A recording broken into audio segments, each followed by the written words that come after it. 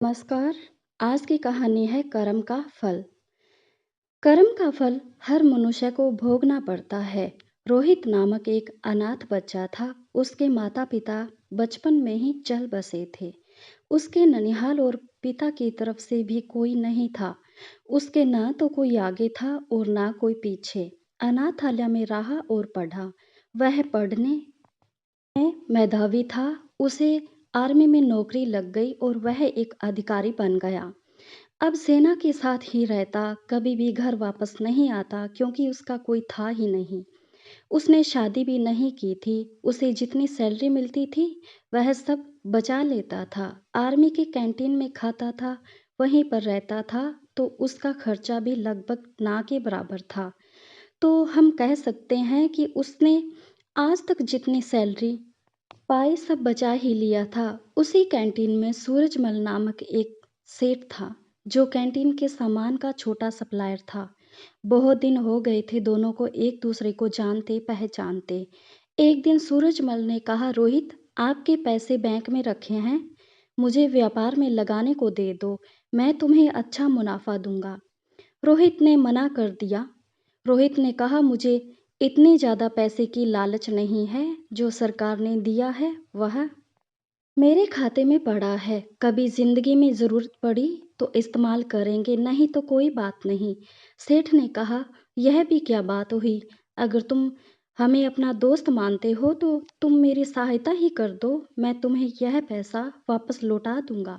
कम से कम मेरा काम हो जाएगा। अभी इस पैसे की तुम्हें ज़रूरत भी नहीं है। बात तो सही कह रहे हो, पर आप पैसा वापस करोगे इसकी क्या गारंटी है? सेठ ने कहा, कसम खाकर कहता हूँ धोखा नहीं दूंगा। रोहित ने कहा, सेठ जी, लोग तो पैसे के लिए क्या क्या कर देते हैं, पर कोई नहीं, चलिए मैं आपकी बात को मान लेता हूँ, कम से कम आपका तो भला हो जाए। सेठ ने मुस्कुराते हुए धन्यवाद कहा और रोहित को गले लगा लिया। पैसा लेने के बाद सेठ जब भी आता रोहित को बहुत बहुत धन्यवाद देता। सेठ का बिजनेस रोहित के पैसों से बढ़ रहा था। आमदनी दिन दुगनी रात चौगुनी हो रही थी। आमदनी बढ़ने के साथ अब सेठ की नीयत में बेईमानी आ चुकी थी। वह अब पैसा ना लौटाना पड़े, उसका बहाना ढूंढता रहता। इसी बीच बॉर्डर पर पड़ोसी देश के साथ युद्ध शुरू हो गया और रोहित को भी जाना पड़ा। जहां युद्ध हो रहा था वो इलाका काफी दुर्गम था। वहां पहुंचने का एकमात्र रास्ता घोड़े से पहुंचने का था। रोहित एक कुशल घुड़सवार था। उसे जो घोड़ी मिली वो बिगड़ैल थी।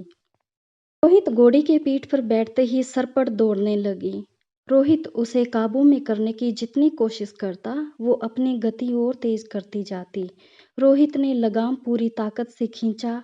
घोड़े का मुंह कट चुका था, पर पता नहीं आज ये बिगड़ैल घोड़ी कुछ भी सुनने को राजी नहीं थी।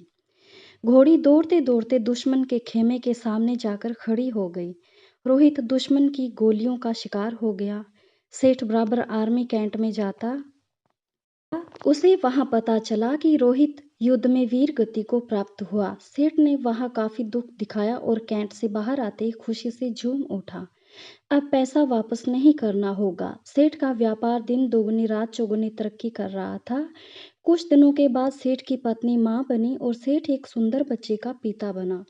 सेठ के जीवन का ये सबसे बेहतरीन समय चल रहा था। समय बीतते देर नहीं लगती। सेठ का बेटा अमर, जो बड़ा हो गया था और अब सेठ के साथ मिलकर व्यापार करता था। अमर विवाह योग्य हो चुका था। अच्छे घर की सुंदर सुशील कन्या देखकर अमर की शादी हो गई। अब सेठ कहता, कुछ दिन की बात और है, अब बेटा व्यापार संभालेगा, मेरी जिंदगी सफल हो गई, और क्या चाहिए मुझे। अमर की शादी हुए मुश्किल से 2 महीने हुए थे। अमर सड़क पार कर रहा था, उसे चक्कर आया और गिर गया।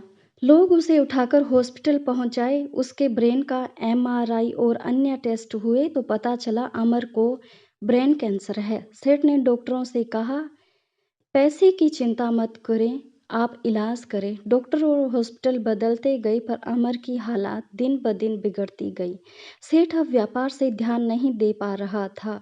उसके कस्टमर छूटते जा रहे थे। हॉस्पिटल का बिल बढ़ता जा रहा था। अब सेठ पर कर्ज काफी हो चुका था, सेठ परेशान था। अब अमर को डॉक्टर ने जवाब दे दिया। सेठ हार चुका था, किसी चमत्कार की आशा में बैठा था। चमत्कार तो नहीं हुआ, पर अमर अब इस दुनिया में नहीं रहा। महीनों जिंदगी की जंग लड़ने के बाद अमर हार चुका था।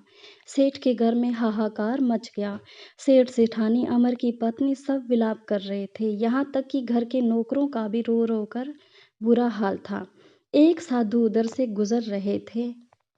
उन्होंने करुणा क्रंदन सुना तो रुक गए। वहां जाकर उन्होंने कहा, रोने से कुछ नहीं होगा, जो होना था वो हो गया। सेठ गुस्से में बोला, मेरे साथ ही क्यों? साधु ने कहा, कर्म का फल है, यही चुका कर जाना होता है। आज बहुत रो रहे हो, कल तो तुम बहुत हंस रहे थे। सेठ ने कहा, मैं कुछ समझा नहीं महाराज। साधु ने कहा, तुमने अपने व्यापार के लिए उधार पैसे लिए थे। जब व्यापार चल पड़ा तो हमने जिसके पैसे थे उसे लौटाए नहीं। सेठ ने कहा, गलत, वो मर गया था, कैसे लौटाता?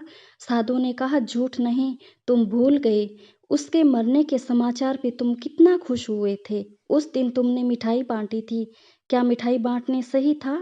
तुम उसके पैसे को सरकार को या अनाथालय या किसी जरूरतमंद को दे सकते थे, पर तुमने नहीं दिया। तुम्हारी नीयत में खोट थी।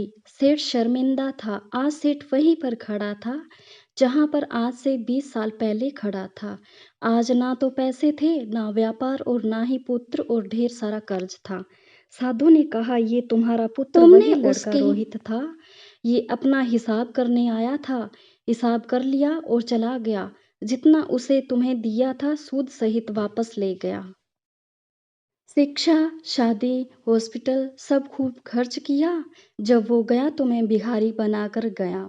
सेठ ने सुबकते हुए कहा, मान लिया मेरी गलती थी। इस बेटी की क्या गलती?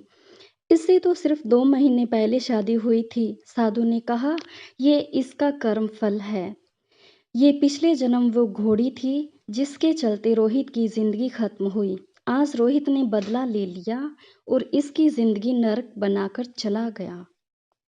जीवन में कुछ भी बिना कारण नहीं हो रहा। ये हो सकता है बीज आपने बहुत पहले लगाया हो और आप भूल गए हो। वही बीज पेड़ बन जाता है, तब हमें पता चलता है। इसलिए आप कैसा बीज लगाते हो हमेशा याद रखो। प्रकृति हिसाब करती है, आप याद रखो ना रखो, प्रकृति हमेशा याद रखती है। सेठ निरुत्तर हताश घर की सीढ़ी पर बैठा अपने कर्म को कोस रहा था। हमेशा अपने कर्म पर ध्यान दें। ऊपर वाले की लाठी में आवाज नहीं होती, पर असर पूरा करती है। दोस्तों, कैसी लगी आपको ये कहानी? मुझे बहुत ही अच्छी लगी। अगर आपको मेरी कहानियाँ पसंद आ रही हैं तो प्लीज़ मेरे चैनल को ज़रूर सब्सक्राइब कीजिएगा। धन्यवाद।